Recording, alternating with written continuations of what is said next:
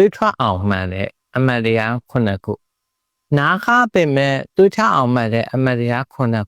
ပါတ်1ဘာအကြောင်းပြချက်ပေးမင်းကိုမရွေးဘူးဆိုကြတဲ့ကအကြောင်းပြချက်ကမင်းဖြစ်နေလို့ပါနံပါတ်2ငွေမတ်တယ်လို့ပြောရင်မကြိုက်ကြပါနဲ့မင်းမှငွေမရှိရင်လည်းအမျိုးရင်းတွေတော့လူရမသွင်းပါအောင်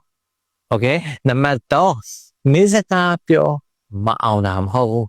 မင်းမှငွေနဲ့အောင်မြင်မှုဆိုတာဩဇာလူတွေလို့ပါနံပါတ်4မင်းကလေးတွေ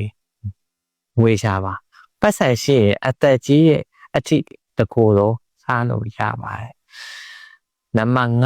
5ရိုးသားလို့လွတ်ပေးလိုက်မယ်ဆိုတဲ့လူတွေမရှိဘူး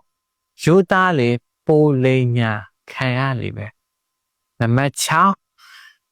ရင်းနှီးတိုင်းရင်မဖွင့်ပါနဲ့အတွင်းတွေပေါက်ကြားတယ်ဆိုတာအတွင်းလူတွေစီကပဲလာတာပါ